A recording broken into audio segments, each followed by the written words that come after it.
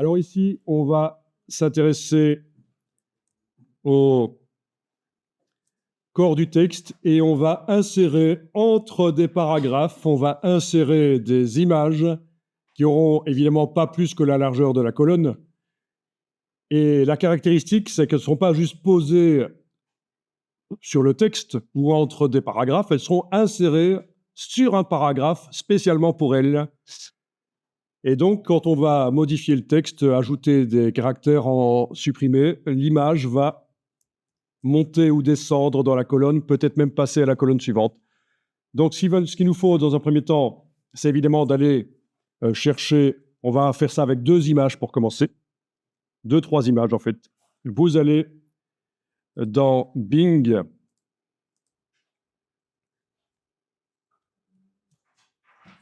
alors je vais juste chercher moi des images de chiens, parce que j'en ai marre des chevaux. De toute façon, les deux sont bons avec une bonne sauce. Mais quand même, je vais chercher des images de chiens. Voilà, images. Au niveau du filtrage, donc là je suis dans Bing, hein. Si vous y allez par Google, bonne chance, hein. Et je vais demander au niveau de la licence, une licence Creative Commons ou du domaine public. Et je vais rapidement aller cliquer sur les images. Et surtout, et c'est ça qui m'intéresse dans Bing, c'est ce bouton « Afficher l'image » qui permet d'afficher l'image en grand avec tous ces pixels en principe. Mais là, ça ne va pas marcher, je le sens. Ah si, ça marche. Parfois, ça nous amène vers des sites web où il faut s'inscrire pour télécharger l'image. Mais là, apparemment, ça ne marche pas trop mal. Oh, ça sent quand même l'intelligence artificielle au niveau de la multiplication des pixels. Là. Mais ce n'est pas grave.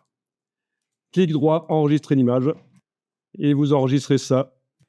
Donc, vous enregistrez l'image dans le dossier à côté des documents InDesign, c'est bon. Voilà, je reviens sur l'onglet précédent. Je clique sur la croix pour fermer ce qui concerne cette image-là. Et puis, je vais afficher d'autres images. Donc, en principe, il faudrait vraiment vérifier les conditions d'utilisation de chaque image si on veut vraiment les utiliser pour faire un vrai travail. Vérifier sur le site web les conditions d'utilisation de l'image, parce que j'ai fait des recherches sur des images du domaine public sur lesquelles j'ai normalement tous les droits, puisqu'il n'y a pas de droit, en fait. Mais on n'est jamais trop prudent. Ceci dit, si vous générez des images par intelligence artificielle de manière assez surprenante, vous pourriez éviter des problèmes de droit d'auteur. Oui, c'est surprenant, mais c'est comme ça. Après, à vous de voir. Ok, j'ai 3 images, donc je vais retourner dans InDesign et on va traiter ces 3 images. Et on va avoir besoin de l'espace qui se trouve sur le côté de la page, donc la table de montage, dont on peut modifier la taille dans les préférences, mais là, il y a quand même assez bien d'espace pour ce qu'on veut faire, ça va, j'ai pas besoin d'agrandir. On fait fichier importer. On va activer les 3 images dans la liste. Clic, majuscule clic. Oui, je suis en affichage par liste, c'est toujours mieux pour gérer les fichiers. Les icônes, c'est foireux, mais de temps en temps, c'est intéressant, mais la plupart du temps, il faut travailler par liste. Donc, j'ai activé clic, majuscule clic, les 3 images. C'est important. Vous cliquez sur ouvrir. On va être sur la page 2 éventuellement. Oui, sur la page 2, évidemment, puisque c'est la page où il y a le texte à côté. Alors, vous enfoncez le bouton à la souris. Vous voyez qu'il y a 3 images dans le curseur. Vous enfoncez le bouton à la souris, vous gardez enfoncé, vous bougez. Et pendant que vous avez le bouton à la souris enfoncé, vous appuyez sur la flèche, sur le clavier, la flèche qui va vers le haut, 1 fois, 2 fois. Et là, vous allez créer en fait 3. Faites à peu près carré, c'est bien. Ou peut-être un peu rectangulaire vertical, oui, c'est bien aussi. Vous lâchez le bouton à la souris et vous avez 3 blocs. Et on va maintenant demander que les images remplissent les blocs. Pratique ça, si vous voulez amener 4, 10, 20, 50 images dans InDesign d'un coup et qu'elles soient dans un bloc, cette technique fonctionne. Oui, on a utilisé la flèche qui va vers le haut pour augmenter le nombre de rangées, mais il y a aussi la flèche qui va vers la droite pour augmenter le nombre de colonnes. Donc on peut faire des grilles d'images. Vous pourrez tester plus tard. Et donc, objet, ajustement, remplir le bloc proportionnellement, ou alors, vous avez là au-dessus une icône dans la barre contrôle, remplir le bloc proportionnellement.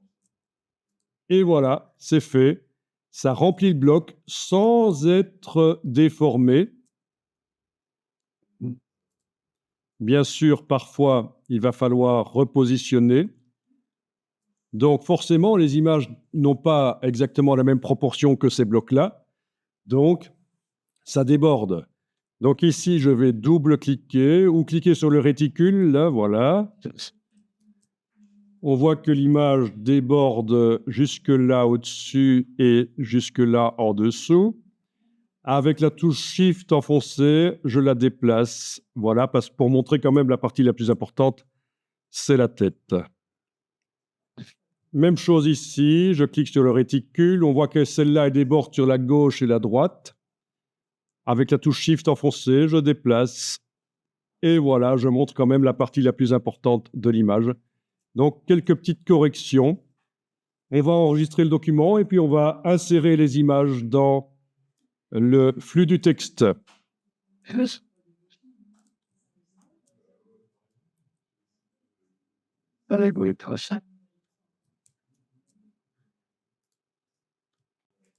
Donc, si vous vous dites que ce sont des images qui viennent du web, qu'elles sont en RVB et qu'elles ne sont peut-être pas à 300 pixels par pouce, qu'il faudrait dans Photoshop les mettre à 300 pixels par pouce, sachez que vous avez tort. Ça fait depuis 1999 que Adobe dit qu'il faut travailler avec des images RVB dans la mise en page, même si c'est pour l'impression, parce que c'est au moment où on exporte le PDF qu'on fait la conversion vers le CMJN. Et la résolution n'a aucune importance, en tout cas pas celle qui est visible dans Photoshop, c'est celle qui est visible dans InDesign qui compte. Voilà, ça c'était la petite piqûre de rappel par rapport à les bêtises qu'on entend encore régulièrement. Vous devez ouvrir l'image dans Photoshop, la mettre en 300 pixels par pouce, la transformer en CMJN parce que c'est pour l'impression, c'est logique. Ça, c'était vrai dans les années 90, mais ça n'est plus vrai depuis 1999. Et donc, voilà. Donc, vous avez vos images. Ce que vous allez faire maintenant, c'est les insérer dans le texte. On va faire ça ensemble. On va commencer par une première. On créera un style de paragraphe pour les paragraphes qui supportent les images et un style d'objet même. Donc, première chose, vous prenez l'outil texte et vous allez cliquer à la fin, par exemple, du premier paragraphe sur la page 2 et vous enfoncez la touche retour chariot et vous avez la touche entrée, donc vous enfoncez la grosse touche entrée sur le clavier, vous avez un paragraphe vide. Dans la palette paragraphe, il n'est pas nécessaire qu'il soit aligné sur la grille, parce qu'il va contenir une image en fait, donc je peux enlever l'alignement sur la grille. Ensuite, on va centrer l'image par rapport à la largeur de la colonne, donc vous activez le centrage. Voilà, le curseur est là au centre.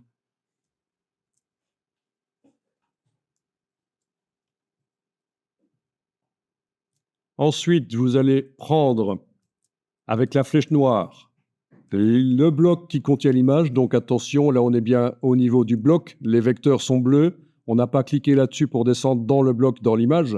C'est bien le conteneur. Et vous allez faire un commande X. Vous avez envoyé dans le presse-papier l'image. Elle est prête à être collée. Vous allez prendre le curseur texte et cliquer dans votre paragraphe. Et vous allez coller commande V. Et voilà. Alors parfois, l'image déborde par-dessus le paragraphe précédent. Et il faudra dans ce cas-là aller cliquer sur paragraphe standard dans la palette des styles de paragraphe pour que ça fonctionne. Mais du coup, il faudra recommencer l'opération du centrage dans la palette paragraphe. Voilà.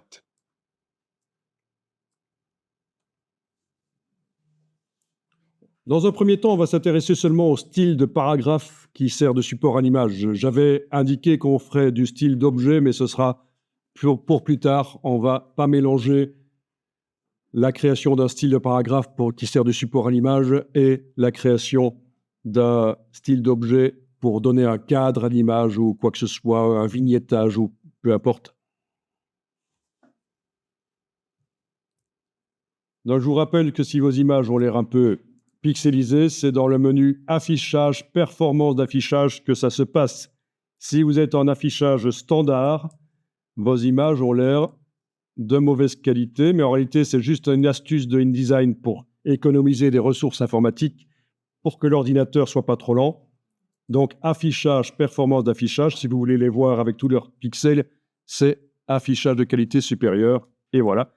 Et encore, c'est pas toujours la même chose que ce que ça donnera dans le PDF ou que ce que ça donne quand on ouvre l'image dans Photoshop.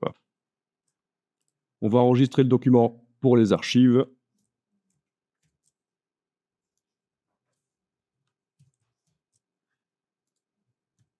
En ayant le curseur qui clignote, en fait, il clignote sur tout le côté de l'image, là. Ah oui, peut-être que votre image est trop grande par rapport à la largeur de la colonne. Dans ce cas-là, vous la sélectionnez avec la flèche noire, sans double-cliquer. On est vraiment au niveau du conteneur. Et vous allez, dans l'outil de transformation, prendre une poignée du coin et avec la touche Shift enfoncée pour garder les proportions, vous redimensionnez l'image. Voilà. Là, je vais la faire même légèrement plus grande que la colonne. Légèrement. Pourquoi pas? C'est acceptable. Et alors, il se passe ceci. Si vous essayez maintenant avec l'outil texte de sélectionner le paragraphe qui contient, ben, ça ne marche pas. Impossible d'insérer le curseur. Donc, dans ce cas-là, on est obligé de faire le curseur dans le paragraphe qui suit ou à la fin du paragraphe qui précède. Et avec dans ce cas-ci, avec la flèche droite sur le clavier, je descends dans le paragraphe de l'image. Ou alors, si j'avais cliqué sur le paragraphe qui suit, avec la flèche gauche du clavier, je remonte dans le paragraphe de l'image. Voilà. Il faut être dans le paragraphe de l'image avec le curseur géant qui clignote sur le bord de l'image, à gauche ou à droite de l'image. Et là, dans la palette style de paragraphe, on va demander de faire, donc palette style de paragraphe, nouveau style de paragraphe, et on va appeler ça image ancrée dans body text. Voilà. Attention, d'après aucun style, on n'a pas besoin de faire de parentage de style dans ce cas-ci. Ça n'a aucun intérêt. Appliquer le style à la sélection, c'est super, c'est ce qu'il faut. OK. Et voilà. Le paragraphe qui sert de support à l'image utilise le style image ancrée dans body text. À partir de là, je vais aller ailleurs dans le document. Par exemple, ici, sur la colonne, la deuxième colonne, je vais aller enfoncer la touche. Donc, j'ai mis le curseur à la fin d'un paragraphe. J'enfonce la touche retour chariot, la grosse touche. Je vais aller copier-coller une image. Donc, couper-coller une image. Donc, je sélectionne avec la flèche noire l'image là sur le côté. Je fais commande X, c'est édition coupée. Je mets le curseur texte sur le paragraphe vide que je viens de créer. Je fais commande V et j'applique le style de paragraphe et donc l'image devrait se centrer. Le style, il est là. Image ancrée dans body text et voilà. Et je fais la même chose pour la troisième éventuellement. Ça va être rapide. Voilà.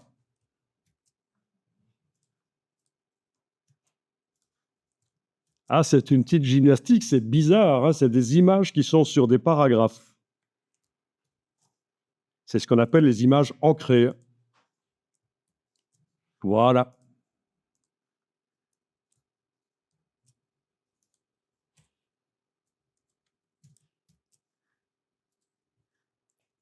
Et donc, si on modifiait le texte, par exemple, si ici je vais enlever une partie de ce texte, en plus c'est la partie la plus dégueulasse, franchement.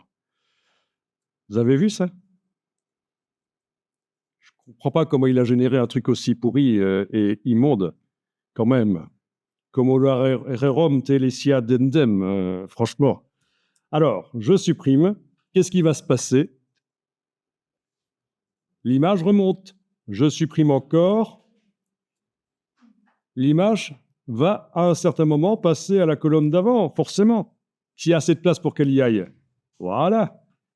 Mais donc, c'est ça l'intérêt. Ou si j'ajoutais du texte, l'image passerait aux colonnes suivantes. Voilà. Bon, pour ceux qui n'auraient pas compris, c'est une blague. Ça ne veut rien dire, ceci. C'est du faux latin. C'est du faux latin, ça ne veut absolument rien dire. C'est des mots latins qui ont été coupés en morceaux et les syllabes ont été accrochées ensemble. C'est juste du faux texte. OK, enregistrez le document.